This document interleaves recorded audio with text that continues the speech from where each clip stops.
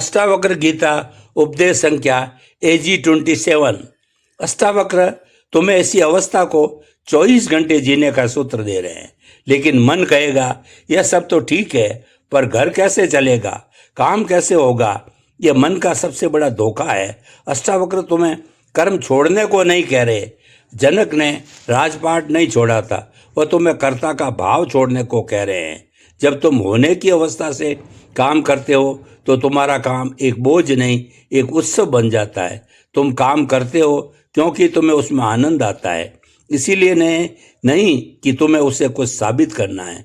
तुम अपना 100% देते हो क्योंकि तुम उस पल में पूरी तरह मौजूद हो, इसीलिए नहीं कि तुम्हें प्रमोशन चाहिए। जब कर्म से पाने की चाहत हट जाती है तो कर्म ध्यान बन जाता है, और ऐसे कर्म से जो परिणाम निकलता है वो हमेशा सुंदर होता है। इसे ही ओशो रचनात्मकता क्रिएटिविटी कहते हैं। इसे ही लाओ त्से तजु वही कहते हैं।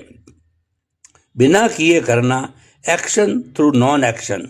जब तुम करता नहीं होंगे तो ब्रह्मांड की ऊर्जा तुम्हारे माध्यम से काम करने लगती है। तुम बस एक बांसुरी बन जाते हो और परमात्मा उसमें संगीत फूंकने लगता है। तो आज का इंसान एक बंद कमरे की तरह है। खिड़की दरवाजे सब बंद है, अंदर पुरानी बासी हवा भरी हुई है, अतीत के पछतावे, भविष्य की चिंताएं, और तुम उसी हवा में सांस लेकर घुट रहे हो और कह रहे हो मुझे ताज़ी हवा चाहिए। तुम ताज़ी हवा को अंदर लाने के लिए और मेहनत करते हो। तुम एयर प्योरीफायर लगाते हो, सेल्फ हेल्प किताबें, तुम रूम फ्रेशनर छिड़कते हो। पॉजिटिव थिंकिंग पर घुटन कम नहीं होती। अष्टावक्र आते हैं और कहते हैं मूर्ख, बस खिड़की खोल दे। बस यह जो अहंकार का दरवाज़ा है, यह जो कर्ता होने का भाव है, उसे खोल दे। ताज़ी हवा तो बाहर हमेशा से बह रही है, शांति तो हमेशा से मौजूद है। तुम्हें उसे पैदा नहीं करना है, बस उसके लिए जगह बनानी है। और जगह बनती है ठहरने से, देखने से, साक्षी होने से। तो अगली बार जब तुम भागते भागते थक जाओ तब तुम्हें लगे कि यह सब किस लिए है, जब मंजिलें और खोखली लगने लगे तो उसे संकट मत समझना, उसे एक सौभाग्य समझना। वो एक क्षण है जब तुम्हारी आत्मा तुम्हें पुकार रही है। वो कह रही है बस अब घर लौट आओ, और घर कहीं बाहर नहीं है, वो तुम्हारे भीतर की वो शांति है, वो सन्नाटा है जिसे तुम शोर में भूल गए हो। जो तुम्हारी अपनी सुगंध है जिसे तुमने बाहरी इत्रों के नीचे दबा दिया है। उसे खोजना नहीं है, उससे बनना नहीं है, बस ठहरना है और याद करना है। याद करना है कि तुम फूल हो, गमला नहीं। तुम संगीत हो, शोर नहीं। तुम साक्षी हो, करता नहीं।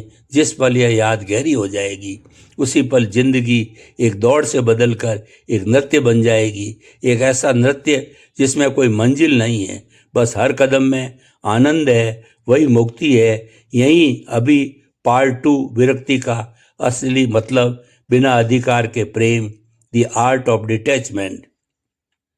जब हम विरक्ति या डिटैचमेंट सब सुनते हैं तो हमें लगता है कि इसका मतलब है सब कुछ छोड़कर जंगल में चले जाना, परिवार, दोस्त, काम, सबसे मुंह मोड़ लेना। ये विरक्ति की सबसे बड़ी गलतफहमी है। अष्टावक्र तुम्हें कायर बनना नहीं सिखा रहे, वह तुम्हें जिम्मेदारियों से भागने को नहीं कह रहे।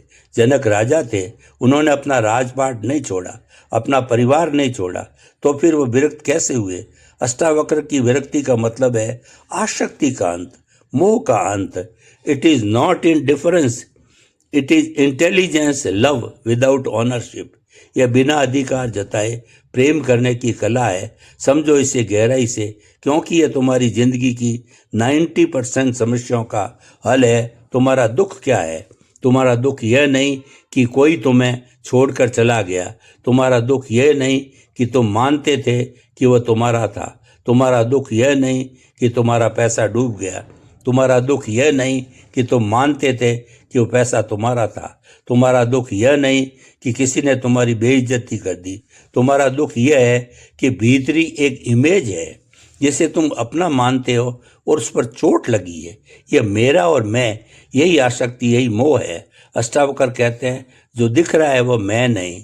जनक ने यही जाना। वो मैल में रहे, लेकिन वो जानते थे मैं यह मैल नहीं हूँ। वह राजा का कर्तव्य निभाते रहे, लेकिन वो जानते थे कि मैं यह राजा का पद नहीं हूँ। वो अपने परिवार के साथ रहे, लेकिन वो जानते थे कि मैं सिर्फ एक पिता या पति नहीं हूँ।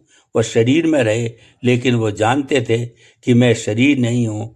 वो ये जानना ही विरक्ति है। जब तुम ये जान लेते हो तो तुम दुनिया का हर खेल खेलते हो, पर खेल तुम पर हावी नहीं होता। तुम दुनिया में रहते हो, पर दुनिया तुम्हारे अंदर नहीं रहती। जैसे कमल का फूल कीचड़ में खिलता है, पर कीचड़ उसे छू नहीं पाता। अब इसे अपने रिश्तों में देखो। हम प्रेम के नाम पर क्या करते हैं? अधिकार जताते हैं, तुम मेरे हो, तुम्हें मेरे हिसाब से चलना होगा, तुम मुझे खुश करने के लिए जिम्मेदार हो। ये प्रेम नहीं है, व्यापार है। ये एक सौदा है, और जहाँ सौदा होता है वहाँ दुख निश्चित है, क्योंकि दूसरे इंसान की अपनी मर्जी है, अपनी यात्रा है। वो तुम्हारी उम्मीदों का गुलाम नहीं हो सकता। तुम्हारा दुख इसलिए है क्योंकि तुम अपने चाहतों के गुलाम हो। तुम चाहते हो कि दुनिया के लोग, हालात सब तुम्हारे हिसाब से चले, और जब ऐसा नहीं होता तो तुम तिल मिला उठते हो। अष्टावक्र कहते हैं, चाहते हो तो मत पकड़ो, जीवन को बहने दो। जो आ रहा है स्वागत करो, जो जा रहा था उसे धन्यवाद के साथ विदा करो। पकड़ो मत, क्योंकि तुम जिसे भी पकड़ने की कोशिश करोगे वो रेत की तरह तुम्हारी मुट्ठी से फिसल जाएगा। चाहे वो इंसान हो, पैसा हो या जवानी हो, यह ठंडा या पत्थर दिल होना नहीं है। ये तो प्रेम का सबसे शुद्ध रूप है।